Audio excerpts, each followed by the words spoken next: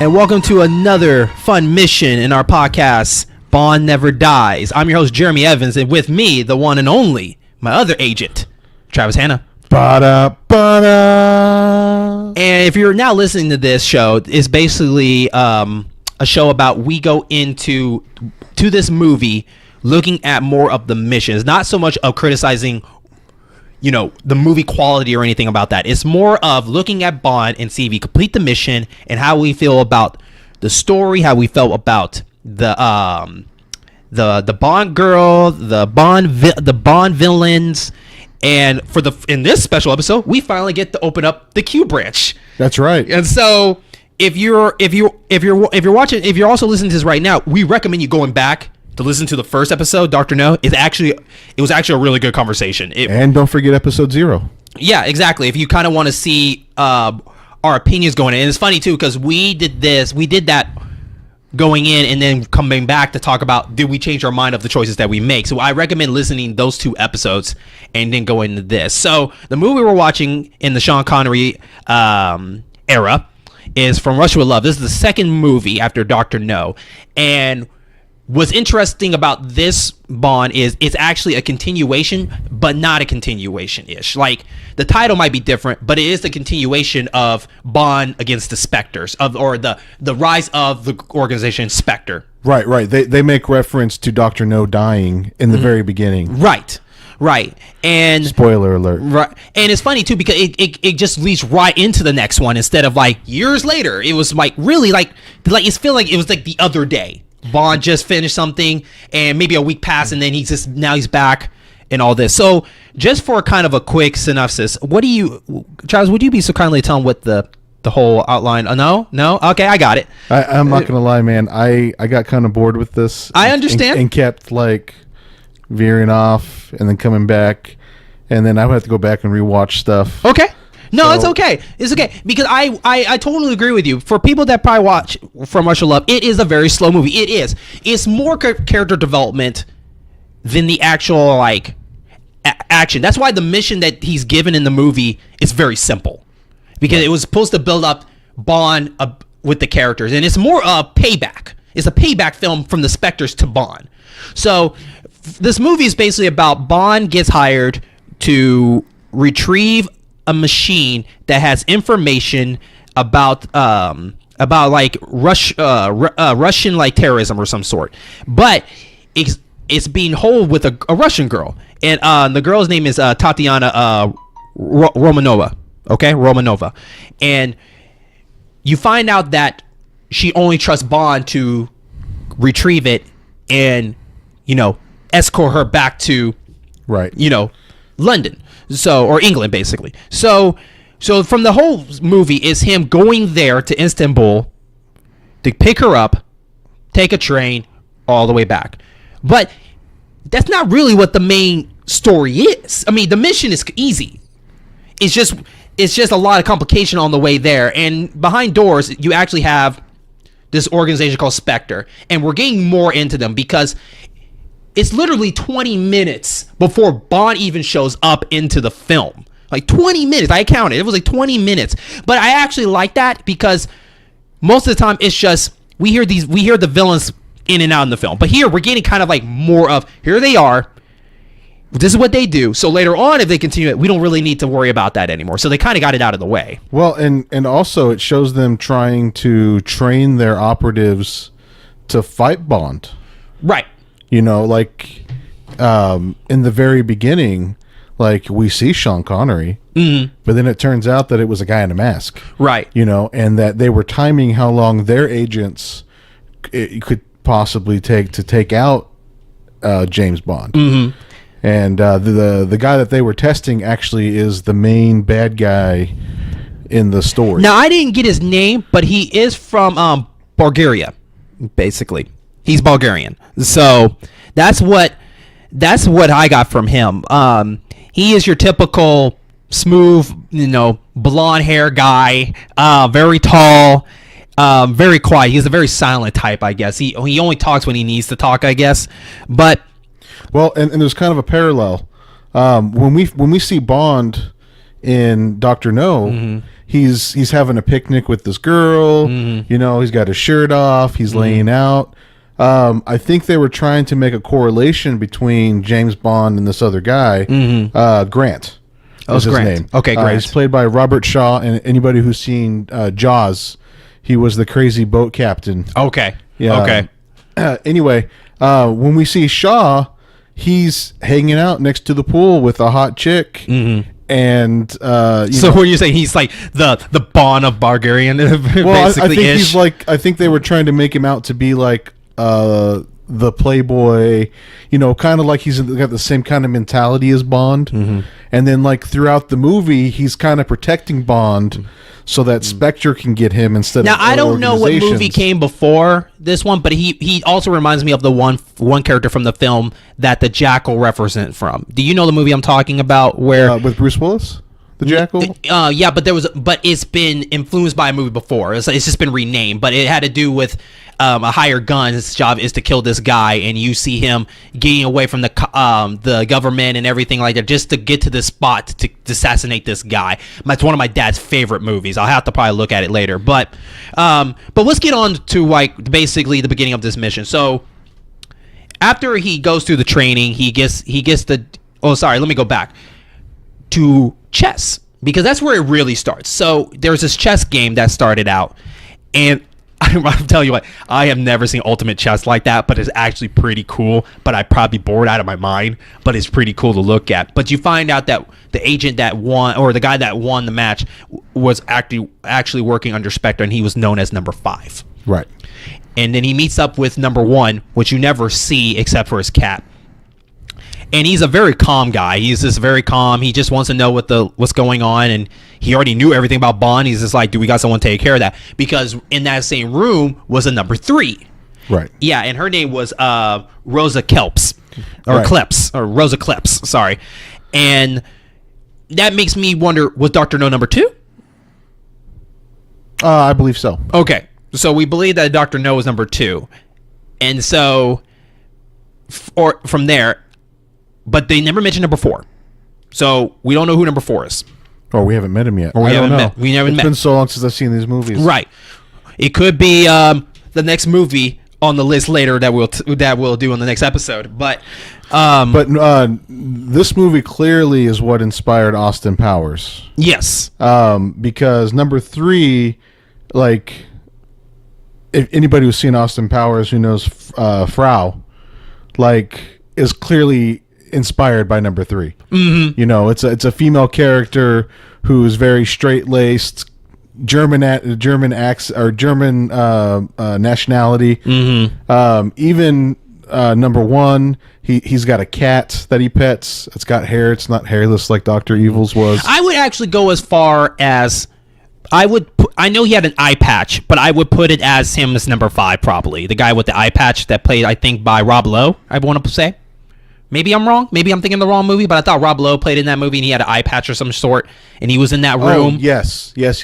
Okay, it was Rob Lowe, right? Yes. Yeah. So, and he might have been in like the earlier ones. I think maybe he died or something. But anyway, I thought you were talking about From Russia with Love. Oh, I'm sorry. That's okay. No, you're right. Yeah. So I want to say that Rob Lowe's character was a kind of a little bit of maybe Dr. No and a little bit of number 5, I guess. I want to say.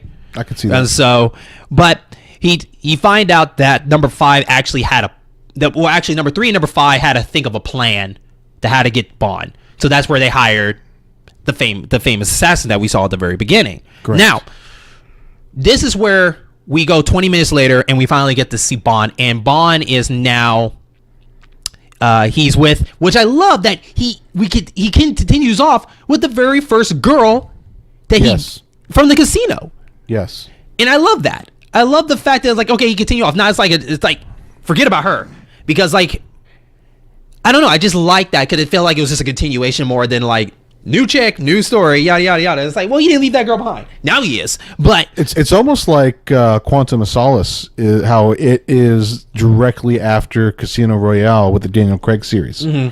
Like it looks like that they were attempting to build on the story as opposed to make each mission something different, you know, or have a different villain like they kind of do nowadays. So after that, and then he accepts his mission, and he heads down to Istanbul, where the real mission finally starts. Right. Okay. There is a Q. There is where he gets introduced to gadgets, but we're doing Q branch later. So after the whole meeting, he hits Istanbul, and actually, I'll tell you the truth, man. I actually noticed in the film, just in the movie in general, that the first half of the movie is a tour of Istanbul. We see this. Yeah. You know, he's meeting up with his agent that's supposed to help him out, or one of the guys that work for, like, you know, I guess, I don't want to say, does he work for the government, or was he an agent like Bond-ish? You know, I'm not sure now that you say that. But the character's name is Ali Kerim Bey. You know, so, and what makes him unique, I liked about him, is like he doesn't trust nobody but his family. So all his family works for him. So I was like, okay. So I also kind of want to point this out. I saw some parallels with Indiana Jones in this one. Mm-hmm. There's a scene where they're in a church or a library. No, it's a mosque. Okay, they're in a mosque. Mm-hmm. It looks very similar to the scene in Last Crusade where they're trying to find the entrance to the Knight's Tomb.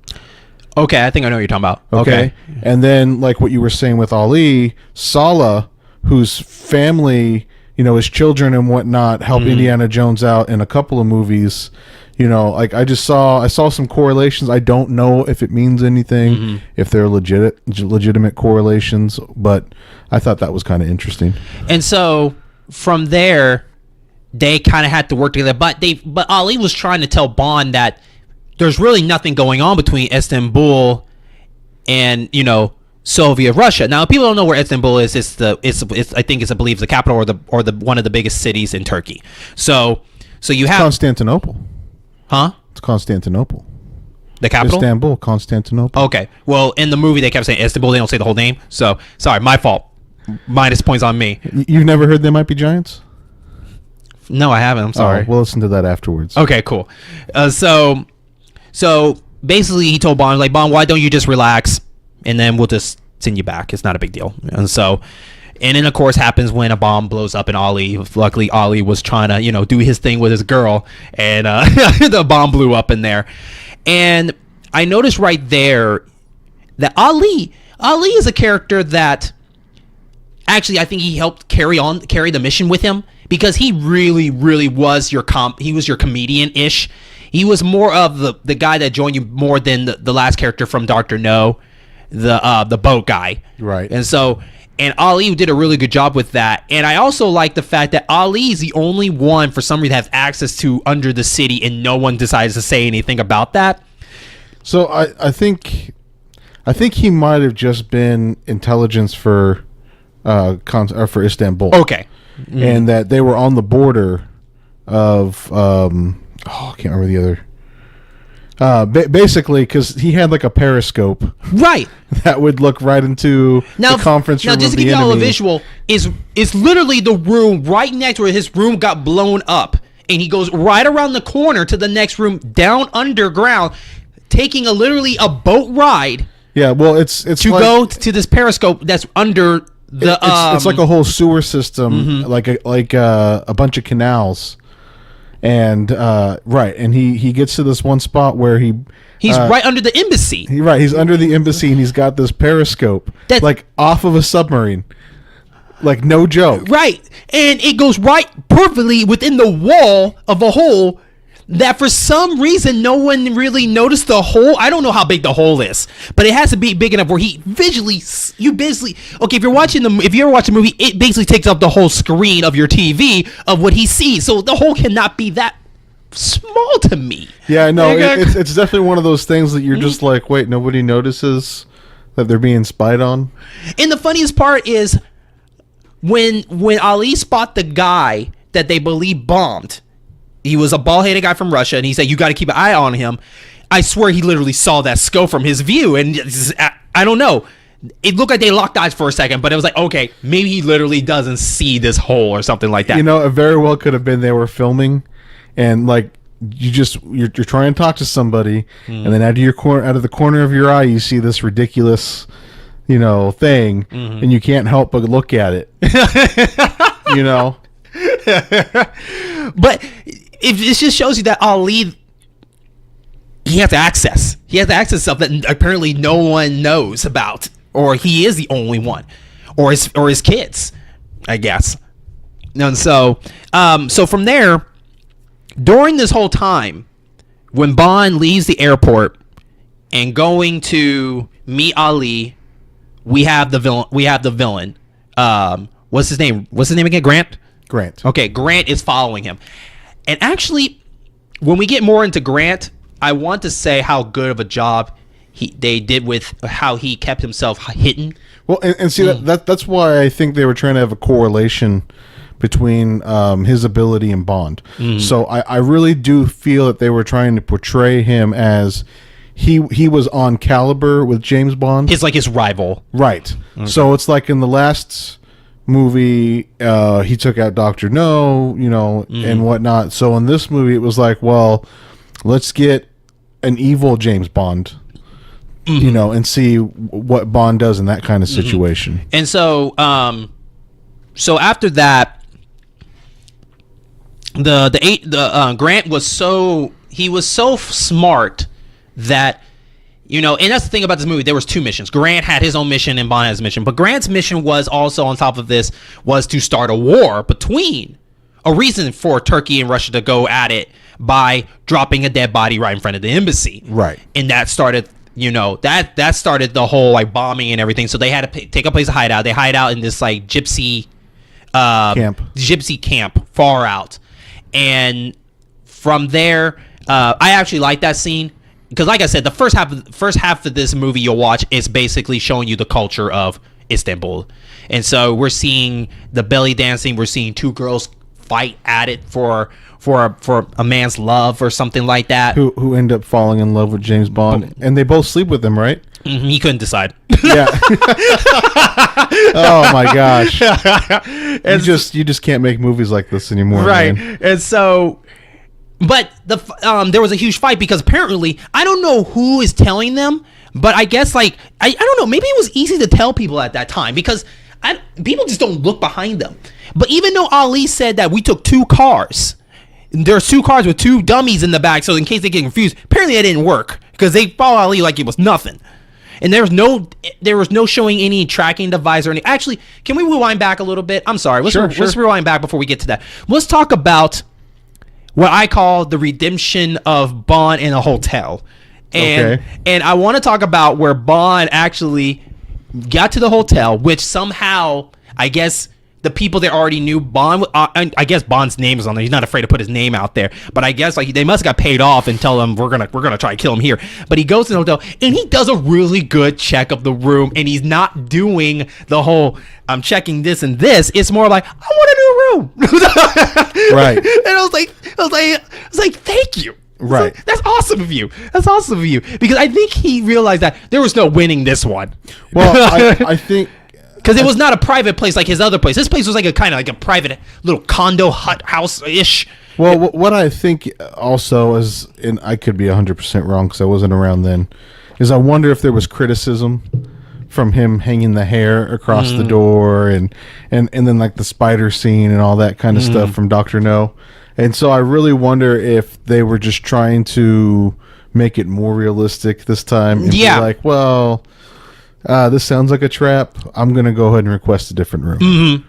And I love the fact that in that phone call, Bond already knows, like, okay, these guys are trying to kill me. Because Midway was like, that's the only room we had. It's like, we only got the penthouse. We'll take the penthouse, I guess. Right. Which he barely stayed in that room. Right. It doesn't even matter. Right. And so, okay, now we're going a little bit forward back. And we're back at the whole the gypsy camp. Which it got into a riot. The Soviets came in there and they started shooting up the place. And this is probably the most entertaining to me part of the whole movie. Yeah, go into that. What do you think? Because Bond is literally just kind of running around.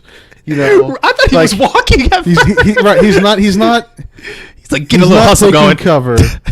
He's not really. He's just kind of aiming at people and shooting them. Like there's people fighting all around. Bond was looking at the situation of like, I'm just gonna shoot where I feel like it's necessary. Like, that looks like a little something going on. I'll shoot that guy. Bam! And he rescued 2 people. Right. But it wasn't. And then like he dumped 2 people into like a pool or something. Like it was just like what did that accomplish? Like they were fighting each other, and then you just come up like, oh hey, fuck you guys, into a pool. Right. You know? No, I agree with that. You know? I totally agree with that. And then the only real danger there was a scene to let Grant snipe a guy that was going to kill Bond. Mm-hmm. You know, because Spectre wanted to take care of Bond themselves. Right. You know, so like Grant is basically running around protecting Bond so that their plan will work later on. Right. You know, and it's just it's dumb. But it's funny because it's ridiculous. Right. It would have been more interesting if like Bond actually like got at it with somebody in a wrestle fight in there or something. But it was more of Bond, I guess, Bond being Bond. I guess it was just more of like, this is cool. Bam. I mean, Ali got his.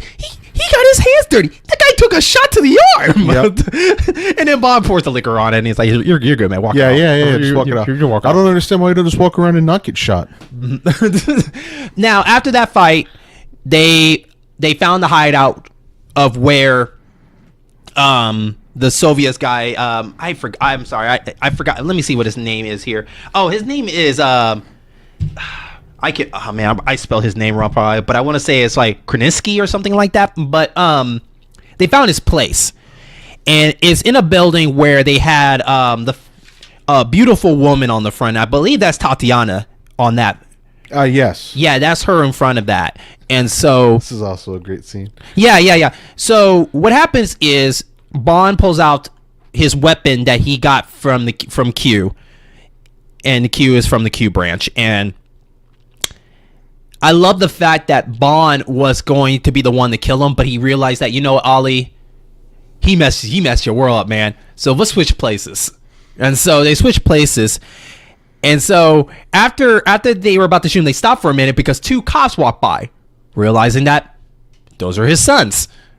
Like, God, that guy's connected, man. Right. You're like, God, good for Ali. Like, Ali got this place down to a point. So they went in there and knocked on the door, and the Russian guy decides to escape through the window where they shot him. Right. So the whole thing was set up. They kind of knew that this dude was going to try and come out of like this escape hatch, which is basically through the face of this girl that's painted on the wall. Mm-hmm. And so Ali and Bond are set up to shoot him when he comes out, and all these kids go to spook him to go through the trap or go through that escape. And it's funny because Ali sets the gun on, because Ali only has one good arm because he got shot. Mm-hmm. So he sets the gun on Bond's shoulder. Yes. And uses it as a gun rest. Yes, but isn't it weird that the Russian guy men were nowhere to be found? Like you guys just raided, but you didn't think There's that no guards. You were, like, do you not think you were not going to be on watch? You thought you were that confident? Like, you guys can go home. I'm just going to chill and sleep in. Not thinking that, okay, you're in their territory. They probably know this city like the back of their hand. It's the arrogance of the Russians. I guess so. So arrogant, like, you guys can go home. Right. I don't know, but it is what it is. Good for them. I mean, they got to progress the story, I right. guess. So we go a little bit further on where Bond finally meets Tatiana. Right. And so, and her and Tatiana were talking about, you know, the mission, how they're going to retrieve it and all this stuff. And you can tell right here that Bond was not really feeling Tatiana. Like, you can tell he was not feeling her. And it's not even the line, because, like, even though he caught her in bed, because he went home and took a shower, and then he hears a racket, literally saw her climb into the bed. Right. But he comes in and he's like, oh, do I really have to do this? Okay, fine. I was like, how you doing? Uh-huh. Yeah. Right. Uh-huh. And of course, you know, Bond thinks he had the upper hand, but he doesn't know that there's a glass screen behind the wall, all this stuff. So the goal was that you find out that in the big meeting earlier on where they were watching with the submarine scope, that there was a secretary in there. And she's the only one that's allowed to be in there. And you find out that's Tatiana. And Tatiana knows exactly where it is. And so They planned on the day they were going to do it. They planned on the 14th, but Bond still didn't trust her because Ali had to snap some sense in him. It's like, dude, don't let this girl fool you, man. I'm you just met her. She snuck into your room. Right. So good. See, that's what I like about Ali. Ali was a good wingman. It's like, dude, check yourself here, okay? Right. All right. so they call and say, no, we're gonna do it on the. Yeah, no, they were planning. They still said the 14th, but they were gonna go a day earlier. Right. So they end up going there, and Bond. If Bond can make something so obvious, he took the cake on this one by going up to the main receptionist or main guy up there and asking multiple times, is that clock right? Is that clock right? Is that clock right? And I don't know why. I guess in that world that people can't put two and two together. Like, why does this guy keep asking me this? And so what happened is right on the time, I think it was 3 o'clock, the bomb blows up and he has to go and then he goes in and gets the device, gets her and get out. I was fine with that scene except for two things. One, I thought the gas mask was pointless because you only worried when you got in and then you took it off and then you still left the place without the gas. Right. I thought that was pointless. And two, there was only one security guard because he was out in the very front. Did you notice that? It was like no security.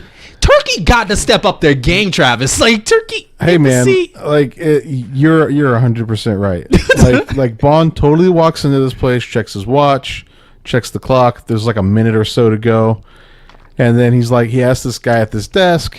He's like, "Hey, is that clock right?" Yeah, clock is good. And then he checks his watch again, and his watch says 3 o'clock. Is that clock right?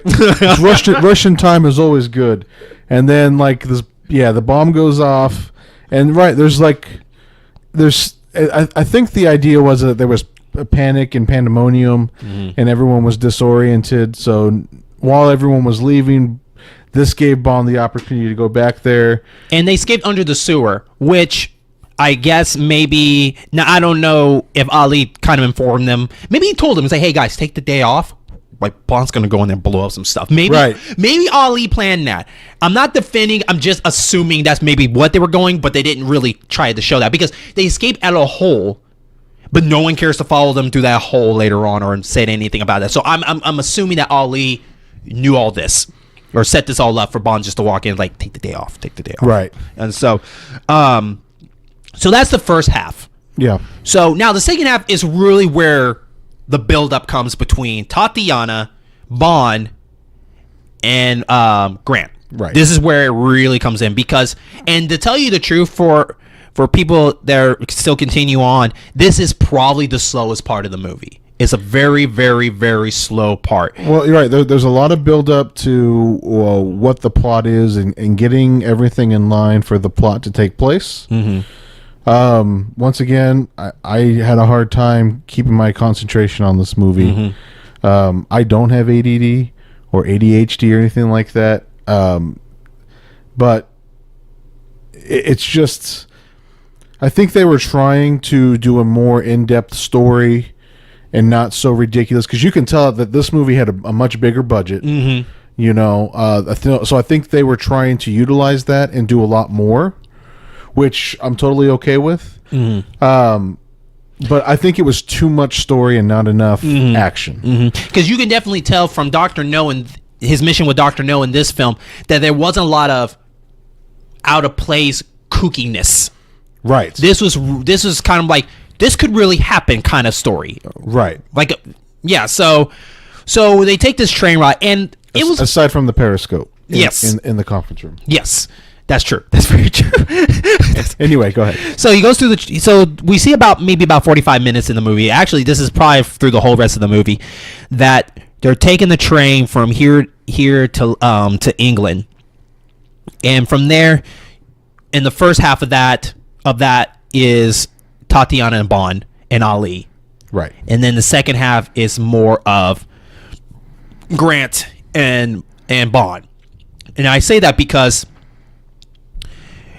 Tatiana really kind of falls off, and I'm not talking about literally what happens in the movie. We'll talk about when we go to the Bond girl. But she literally fell off where she was kind of just there now, right, and not really. involve anymore. Right. There was nothing she could do to add to the progression of the story. Right. So they kind of just put her on the side. Right. So Bond's job was to figure out who's been following him. I guess like he finally like slowly kind of, I guess, hearing that someone is following him or something. Somehow he noticed someone was following him. And I'm not even talking about the agent. I'm talking about just the Russians. I think it was back when they were at the mosque. Okay. Because those guys stole the device, right? And then Grant ended up shooting them, and then Bond retrieved the device back because it was next to a statue or something. That's right. Yes, I forgot about it. Let's go back a little bit because they were at like a cathedral. That's right. They were at the cathedral, and there was a character. He looks like a painter with glasses, but he was an agent. Right. Now, I didn't mention him in that because he was not really an important piece to talk about. He was just this guy. He was hired to follow. Right. He's basically like a paid assassin. Yeah. So through a big mix-up, he's following Tatiana. Bond is following her. But Grant managed to get to him before that because Bond was too busy trying to load up, get himself ready to take down this person, but he was too slow, and Grant took him out. And he placed a little device here, I guess. What was the device? It was like a film? It was a recorder that had a message on it. Right. Or something. Okay. Like I said, I kind of got bored. Yeah. So now we're back to that part with the train. Sorry about that, listeners. So we continue on, and we find out that someone's following them because Ali noticed something. So he called Bond to come, and they took down this guy that was following him. He had like black hair, kind of smooth. He looked like he was Italian. He looked like, right. I think he was Italian. And they were in that room, and I think that was to kind of set up like because there's 2 different stops they make along the way, and I think like that was their way of letting them know where they were. I remember now. The reason why he was following them because Tatiana's terrible at this, but Tatiana was a hold up. I noticed these 2 guys instead of just keep walking. So she was trying to make sure that those guys, they were Russian actually. Those guys knew that they wanted to be aware that she was on there, so those guys can get on the train and keep an eye on Bond without Bond knowing that they were in cahoots together. Right. And so you're right. Yeah, that's right. So they go in, and then that's where Ali started noticing because the guy was not really good, and they go in and they talk to him and kind of cuffed him up by doing the whole we're gonna pull your suit all the way down where you can't move, and Ali being Ali, which I love, he's like, let me tell you a story about my life. So he just sits there and tells his whole life to him in there, and then later on we finally see the sadness of it broke my heart, really it did, of Ali dying. Because Ali was really carrying this mission very well. Right. And it looked like Ali and this guy had killed each other. Mm-hmm. So there was some kind of struggle off camera, and they both ended up killing each other. Mm-hmm. And that's where Bond calls for the first stop to meet an agent halfway. Well, it was one of Ollie's kids. That's right. Because he takes Ollie's watch off and gives it to this guy, and and is like your dad didn't make it basically, but hey, here's his watch. Oh, I think he wanted you to have this. Yeah, that's right. Because now I disagree with this part of the mission because, and I'm not talking about Bond, I'm talking about Grant, because Grant seemed really far away, but somehow he can hear that conversation very well, only because in the next stop they did, where they were going to they were going to rendezvous with this guy that was going to join Bond on his voyage. Grant managed to get there before Bond, take him out, right, and be ready for him. Right. So he was pretending to be the rendezvous. Mm-hmm. Yeah. For a suitcase. Oh, it was a suitcase. I think maybe they were trying to do a switch off or maybe something like that. And somehow Grant has super ears, I guess. Grant is that good, I guess. And so Grant heard that, and this is where Grant and Bond finally talk face to face, right? And so after a little squabble, I mean, they get at it, and then, now this is where I didn't see this coming, where Grant is actually a cocky person. Instead of just straight, I'm gonna kill you, or I got someone that wants to see you. He's more of like, I'm gonna tell you what all you did wrong, and I'm going to tell you what's going to happen to you. Right. And so, and then Bond being Bond, he's so good at this. You know, he always does his last wish of something. Can I have that smoke? You know, I'll give you some money. And it's in the suitcase, which he was assigned to have, and we'll go into that soon with the Q branch. But turning around, just speeding it up a little bit, you know, it backfired for Grant, and they end up fighting, and, you know, Bond beats, you know, Grant, right? He beats Grant. All this while Grant actually put sleeping stuff in Tatiana's drink while they were having dinner before that. Right. So here she is knocked out over there while they're doing this whole fight scene. And then Bond is trying to get off the train doing this while dealing with a sleepy Tatiana and all this stuff. And then just to speed it all up, it ended up going into a car and helicopter fight. Yep. A boat chase. Yeah. And then what was the last? There was one other scene they went into. I forgot. I swear there was one other scene. Oh, there was a scene where everything backfired for the Spectres. And they were in the office, and it was Rosa and the other guy, number 5.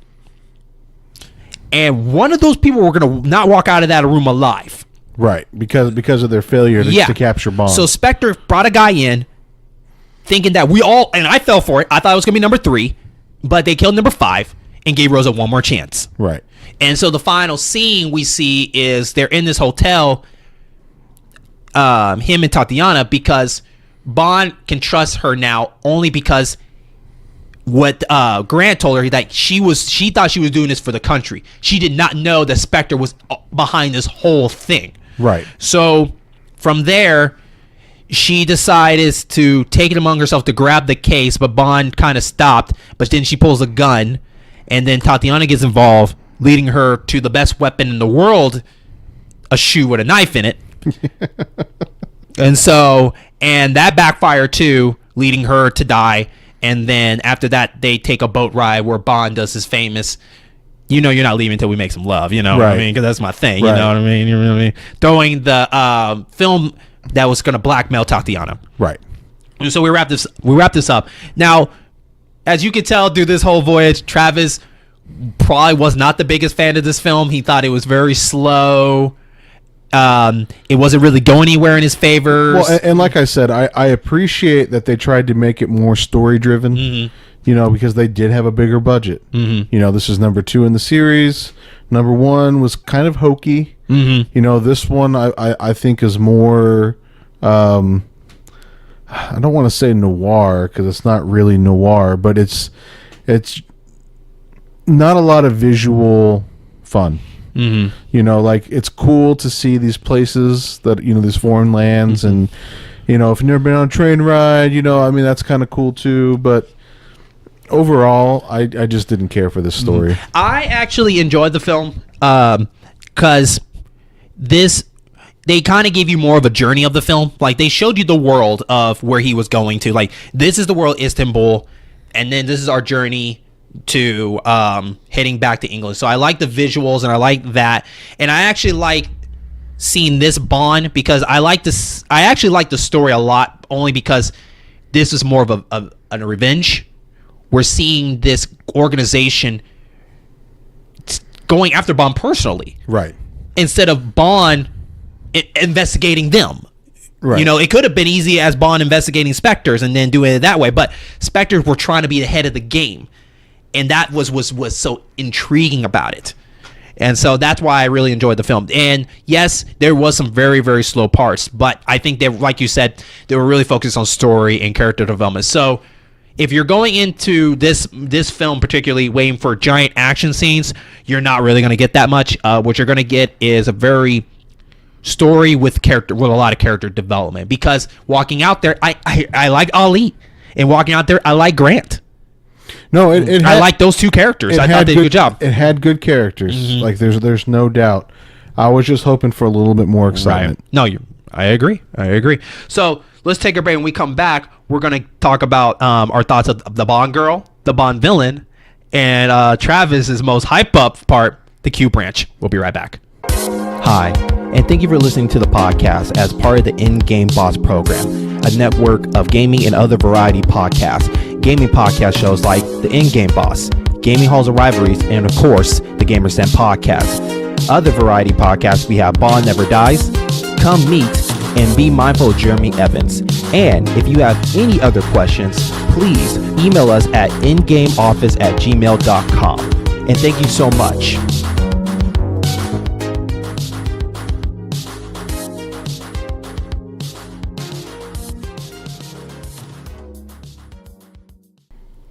And welcome back to Bond Never Dies with your host Jeremy Evans and Travis Hanna. Better. So we just kind of give you the whole layout of his mission, and so the question comes to this: did we feel that he completed the mission that he did? And my answer to that is yes, but he didn't really have to try. I would agree with that. I mean, yeah, because he didn't really have to even defend himself. Grant was doing that for him. Mm-hmm. I mean, as far as an escort job, mm-hmm. Sure, like that was end up being like kind of a hoax, right? So I mean, yeah, I guess. And so it's basically a cakewalk. Like this was the easiest thing. Now, the funny part is, I think the hardest mission was, could he do it surviving? I think maybe that was the mission right there. Like, can he do it without dying? And of course, he lived through it. So the next things we're going to be talking about, the Q branch, which in this segment I'm going to have Travis lead this one. Is we talk about the gadgets that he gets. This is the first time he actually gets gadgets, and this is the first premiere of Q, the guy that is going to give him his first stuff to deal with the mission, even though in the beginning Bond didn't really cared, but M said take it anyway. So, and then after that we'll talk into Bond Girl, and then we talk about our Bond Miller. So Travis, what do you go ahead and lead us into the Q branch? Okay, so Q gives Bond a briefcase. It's got a knife in it. It's got a tear gas canister that, if you turn the dials a certain way and then open it, it activates the tear gas, and then 20 gold coins so that he would have them in case he needed them. But he gave him this sniper rifle, and I'm saying it in quotes because what it looks like is a Henry Survival AR-7. And if you haven't seen this gun, it's a .22 rifle where the barrel and everything collapses and comes apart and then fits into the buttstock. And it's a watertight container. It's usually used by people who live in the wilderness, just as a just-in-case precaution. And they were passing it off as a sniper rifle, which I was kind of shocked to see because I didn't know that had been around for so long. I think that it's a neat idea. Mm-hmm. It's compact. You can store it under your seat in your car or in an airplane or something. So I mean, that was kind of cool, and that's what they were passing off as a sniper rifle. So did you feel that the case set did the job for what the mission did to you? Yeah, it was very low key. Anybody who has seen the original Gone in 60 Seconds that came out in the late 60s, early 70s, or maybe it was... Anyway, the original Gone in 60 Seconds was an independent film, and all the crooks had these special briefcases that were designed specifically for them to steal cars and things like that. And that's kind of what it reminded me of. Mm-hmm. The gadget, not as cool as the stuff we see later on, but it was practical. Mm-hmm. It was one of those things like what I've said before about the Daniel Craig movies, is his gadgets were so on the nose that you could kind of tell what was going to happen later on. Right. Whereas with this, how is Bond going to use a briefcase that deploys tear gas? Mm-hmm. How is he going to use the knife that's in there? Mm-hmm. Just that kind of stuff. Mm-hmm. I felt like that it was a little half and half. Like it did the job, and I think the other parts was more of like, I forgot I had it until the time was right to remember it. And I mean that like yes, the gun did the job, and I think I only had they say he had 20 rounds, but I think he only shot it maybe twice. Right. No. He shot it about 4 or 5 times because he took out a helicopter with it too. I forgot about yeah, that. Yeah, he took out the helicopter too. And so that did the job for that man. That was, I don't know how he got the shot with that angle, but it is what it is. But hey man, you know, for all we know, that's what inspired El Mariachi and Desperado. Can I throw out a thing about the helicopter people? Yeah. Where there's some reason they decided not to take their guns with them on the helicopter. I just want to just put that out there. It's like, okay, we got enough for bombs, but not for guns just in case. Well, I mean, you're chasing a guy with a briefcase. Did you think that he's gonna have a gun inside of there? True. You know, like True. But I don't know. I thought maybe if you run out of bombs, I'm like, how are you gonna get them? Like, Dave, give me a gun. I gotta shoot this.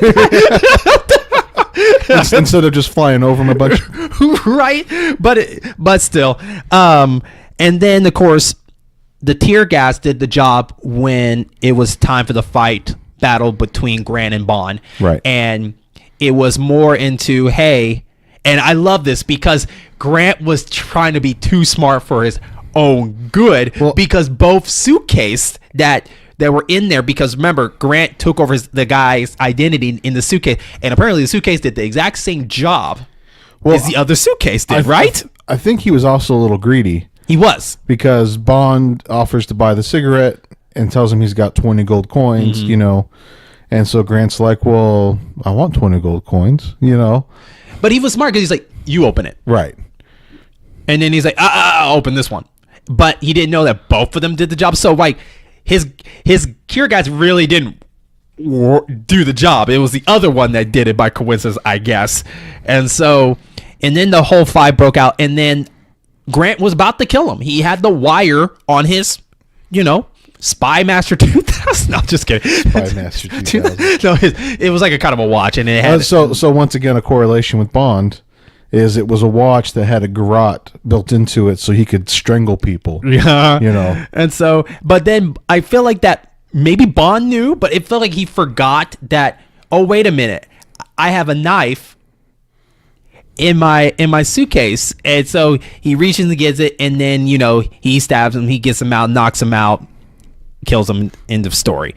And so that was a little interesting, but I actually like that fight scene. I thought the fight scene was pretty realistic for what it was worth. It wasn't one of those like Bond gets like 12 hits in and then Grant gets up like it's nothing. It was a fighting in this small compact area. Yeah, and it was good. I really like that, and I think that this showed here that Bond is not the superhero badass. He's not the John Wayne style person, like everything goes away. He was gonna probably die, so they made that knife scene like, oh yeah. So like I said, I feel like it did the job, but it didn't do the job at the same time for me. And so I get that, but I mean, also considering he didn't really want to take the briefcase with him.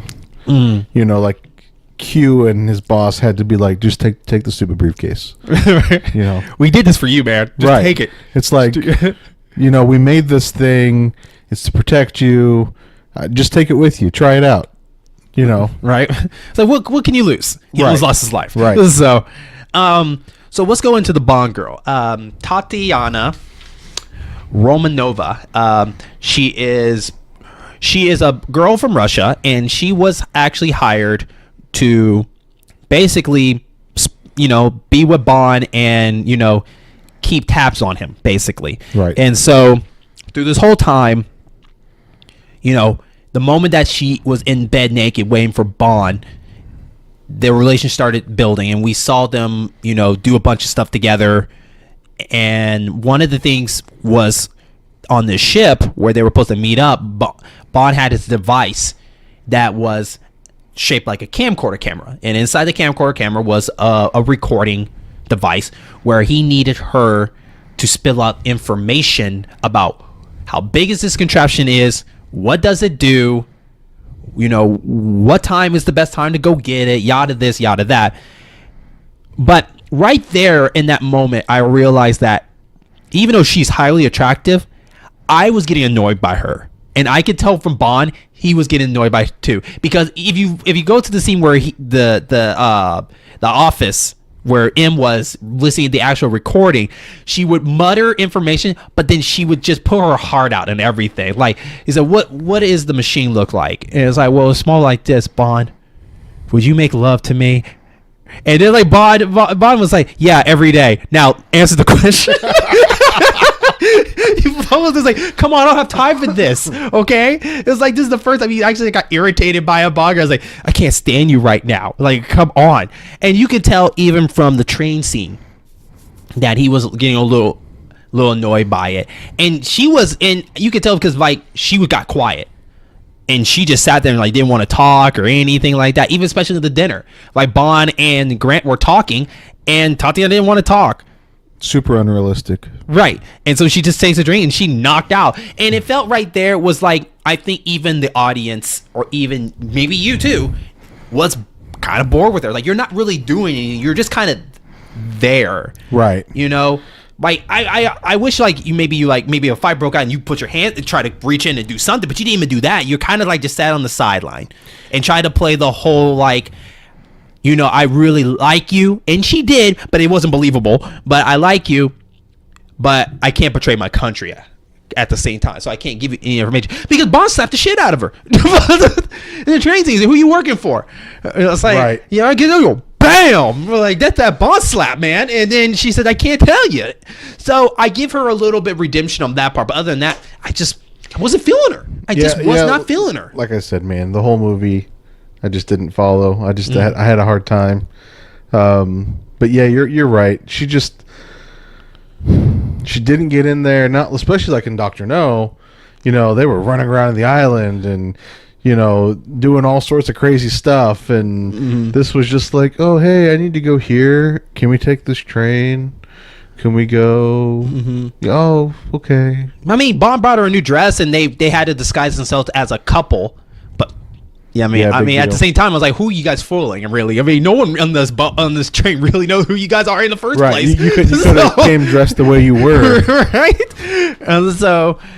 But I think that she was more of the eye candy. I think she was there for more looks, not for action. And I guess maybe that's what they were trying to go for. Well, she wasn't even fan service because the two gypsy girls fighting were the fan service. They were. You know what I mean? They were. So, I mean, how bad is it that you're a Bond girl, but you're not really even there to entice fans? Right. I mean, you should have took the gypsy two with you all the time. Like, at least they'd be fighting among each other while Bond's trying to figure out, like, would you two stop fighting, help me out? Grant's killing me. They'd probably be killing people with Bond. You know? While they're still arguing. Right. That would actually be I'm going to prove my love to you, Bond. Kill all these guys. But I killed more guys. I love Bond more. But I will give her credit where when they were escaping and she kind of helped out a little bit. Especially on the boat scene. And when I mean help out, I mean like, hey, keep the engine going while I do this. And that's really, really it. While I release these barrels of gasoline. Yeah. And blow them up with one shot. That was a good one shot. Yeah, blew up like 5 barrels of gasoline. And wasn't it a flare gun, I believe? That was a flare gun, that's right. Yeah, it was a flare gun. So, but overall, and I'm just saying this right now because this can change on our voyage of the other Bond, but this is probably the most boring. It's my least favorite right now. Yeah, least favorite Bond girl so far. Yeah. It is sad because I thought they could have been more, but like I said, more like what you said, Travis. It was more story, so they were trying to build her up to be more of a love interest than actually like an action chick. And so. Yeah, but I mean, you can do both. Yeah. So the Bond villain, Grant from he's from Bulgaria. I thought he was a great villain. I thought he was pretty good. I thought he was really good. He was a villain that really got this stuff done and didn't get noticed until the very end, basically. Right. No, he was he was a better spy than James Bond. That's insane. You know, and I think, like I said, I think that's the correlation they were trying to go for, is he was just hanging out in the back. He was, you know, just basically being Bond's shadow, not really drawing attention to himself like Bond is notorious for doing. So let's talk about a couple things that he did during the movie that kept him in secret. One, of course, he follows Bond from the airport. Yeah. But he ends up taking out one of his men to follow Bond, because if you watch the very beginning of it, and when they get there, they have a person following the other person. So there's like 2 cars following Bond, but it's that guy following the one that's following Bond. It's weird. So Grant takes out one of those guys and ends up following Bond, but they don't know that. Right. And so, and what did he do that? He used that body to throw right in the embassy to start a war. When it was like, this guy's nuts. No, he takes a taxi. Yeah, no, he's a good villain.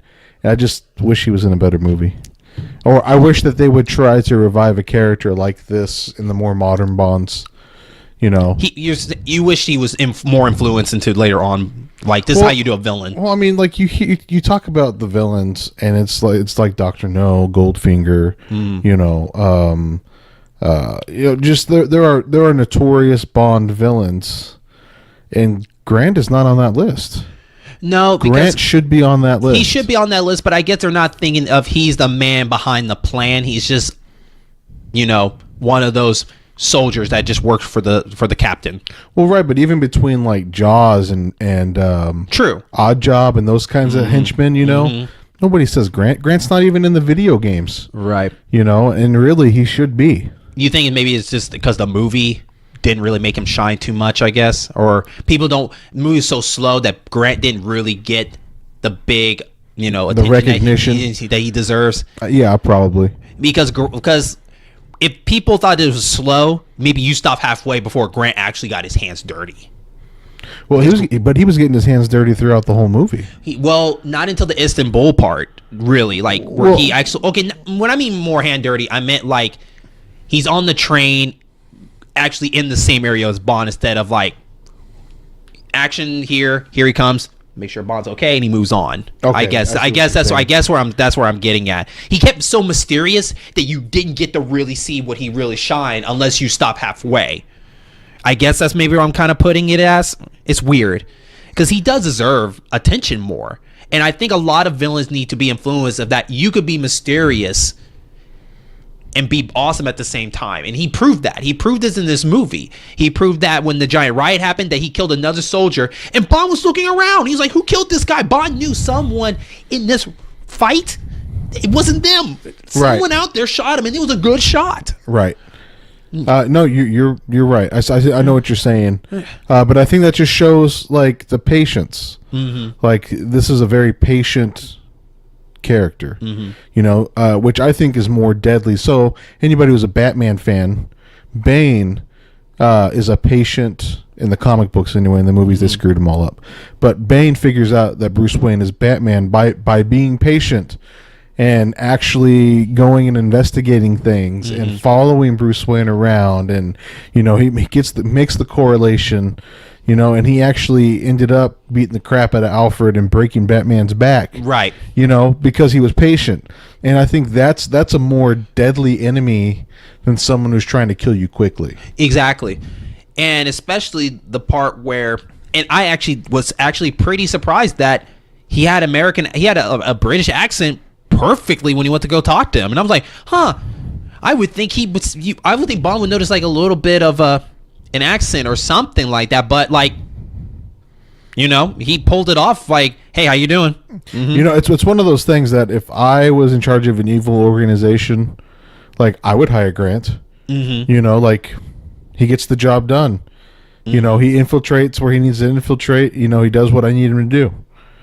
He's not like this crazy badass guy that everyone's like. Like when you see him, you're not like, oh, that guy's pretty badass. As the movie goes on, you realize how cool he is. The only biggest sadness about Grant is, I think, just the movie itself, he got killed a little bit too early, because the helicopter scene and the boat scene to me didn't make up the following of Grant. Because after Grant, I was kind of like, what's gonna happen now? Like, Grant is out.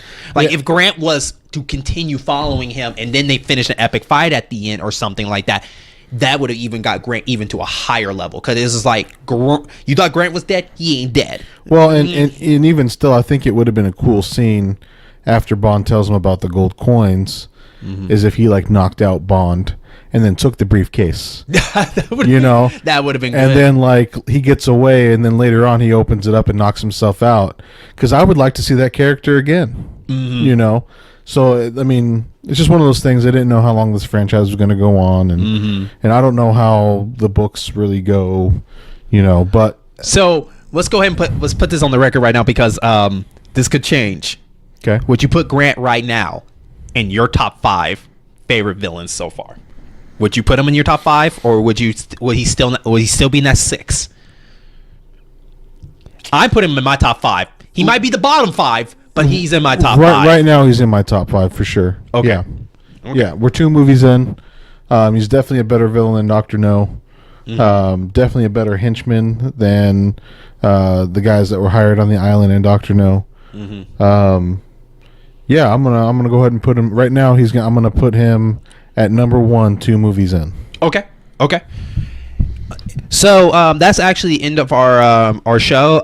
This was a great conversation because this is actually a more loaded Bond talk for me because we're actually now getting into the gadgets of Bond. We're getting more into the different flavors of Bond girls. We're going to get into more of now them building up villains. Because we had Dr. No, he was a villain, but now we're seeing like they're really taking these villains more seriously. Like these are not going to be these one-off whatever. Like there's plans. And even though Grant's gone, there's still a bigger plan behind it from the Spectres. And I can't wait to see what is in store next as we go into the next movie on our next episode, which is one of the most top favorite ones to a lot of people, and that's Goldfinger. And so, but before we go, I do have one more question, Travis. We did not go into this because I wanted to get through the story first, but we didn't talk about our ideas of the music and visuals. What did you think of the music? The music was it was quick.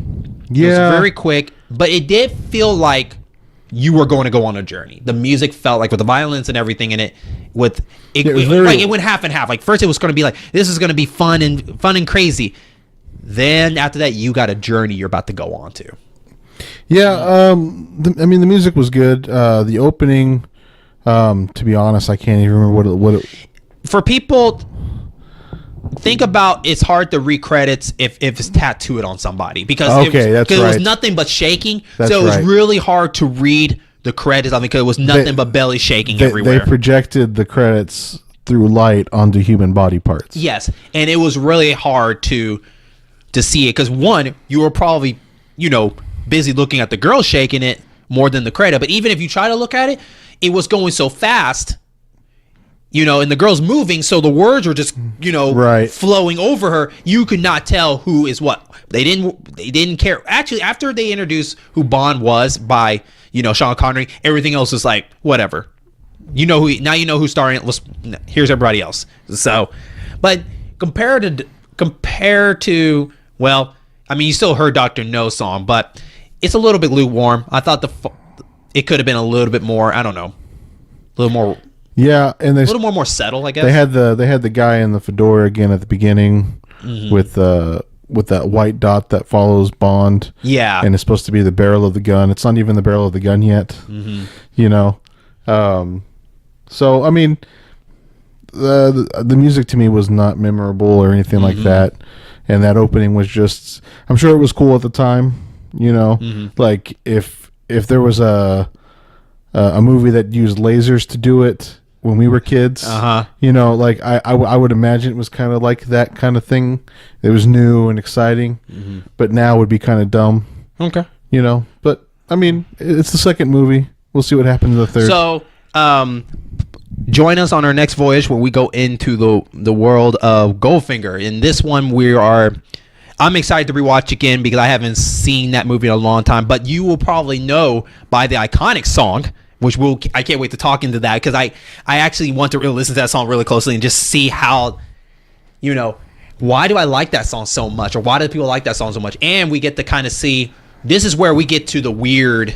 This is where the weird Bond starts to me. Well, it starts slowly getting weird. Right, and it's not. It's not weird in that its hands are goofy, I should say, in that its hands and whatnot, because it's women painted gold and things like that. So yes, that'll be really fun. This is where we see where they take more chances. Right. Like I think they believe they got the character development style down. They know how to carry that over. And now they just like, what experiments can we try with this to make Bond. Bond is so cool, but what kind of villains that we can throw at him? That'd be fun and flavorful. So definitely catch us on our next episode, and we will see you on our next mission. Ba-da, ba-da. Hi, and thank you so much for taking time to listen to the show that is part of the In-Game Boss program. Remember, you can always visit us on Facebook and Twitter to get the up-to-date news about what shows are premiering and whatnot. And also, you can always listen to our shows on iTunes, Podbean, and YouTube. And remember to follow and subscribe, leave a review and a 5-star rating to keep us going. And thank you so much.